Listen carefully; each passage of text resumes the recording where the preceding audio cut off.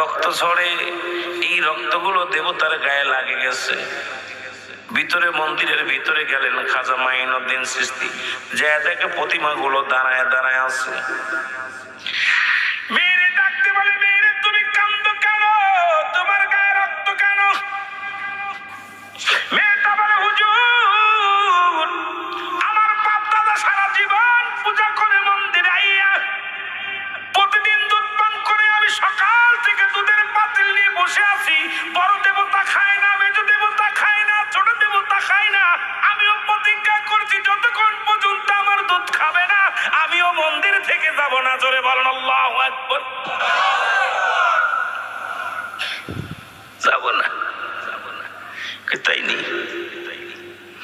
আল্লাহর খাজা মাইনুদ্দিন বড় মূর্তির কানের মধ্যে ধরে দিয়েছে টান।